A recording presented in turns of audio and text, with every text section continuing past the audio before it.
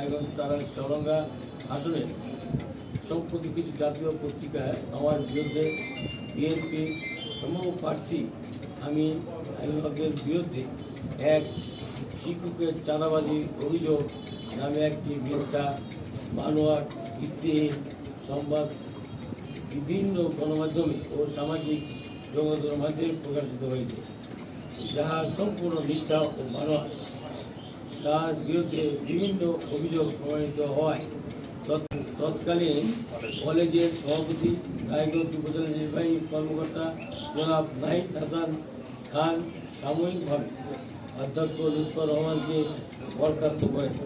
মূলত হাজী ওয়াহেদ মরিয়ম ডিগ্রি কলেজের অধ্যক্ষ লুৎফর রহমান বিগত জুলাই, যার বিরুদ্ধে কলেজের কর্তৃপক্ষ থেকে তার আমি তীব্র নিন্দা ও প্রতিবাদ জানাচ্ছি। ইতিমধ্যেই প্রকাশিত পত্রিকা সমূহের আমার পক্ষ থেকে দেশ বিজ্ঞপ্তি পাঠানো হয়েছে।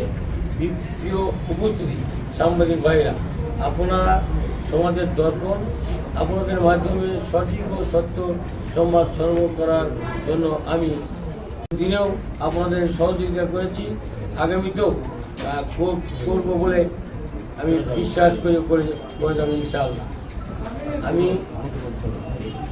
আপনারা জানেন যে একটি কুচক্রী মহল আমার বিরুদ্ধে লেগে আছে, সে তার কিছু কল রেকর্ডও আমাদের কাছে রয়েছে।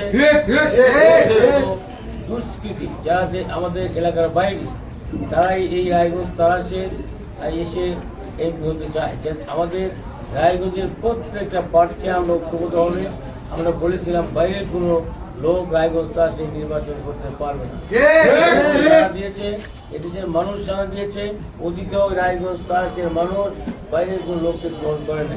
এখনো বিশ্বাস করি বাংলাদেশ জাতীয় দলের আমরা যারা সৈনিক রয়েছি, আমরা যে পার্টিকুলার রায়গঞ্জ তারাশে ছিলাম, আমরা ঐক্যবদ্ধ হয়েছি, ঐক্য কাজ করছি এবং রায়গঞ্জের মানুষ ঐক্যবদ্ধ ঘাসে ভোট দেওয়ার জন্য আমি যেখানে যাই হাজার হাজার মানুষই কেবল গিয়েছি।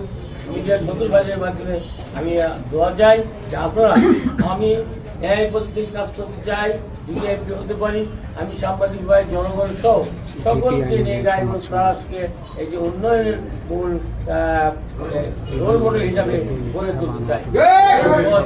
আপনারা সহযোগিতা করবেন। আমি দুর্নীতিমুক্ত থাকবো। আমি মসজিদে বলেছি, রাজপথে বলেছি, মিটিংয়ে বলেছি, আমি রায়গঞ্জ তারাশের মানুষের সাথে কোনো দুর্নীতি করবো না, ন্যায় পথে আমি পরিচালিত হব ইনশাআল্লাহ। মাদক, সন্ত্রাস এবং চাঁদাবাজ এই উৎখাত করার আমার মনের ইচ্ছা আপনাদের দেখতে এই আমার প্রত্যয় ব্যক্ত করছি। আপনাদেরকে ধন্যবাদ জানিয়ে আমি আমার বক্তব্য শেষ করছি। খোদা হাফেজ। বাংলাদেশ জিন্দাবাদ। বাংলাদেশ।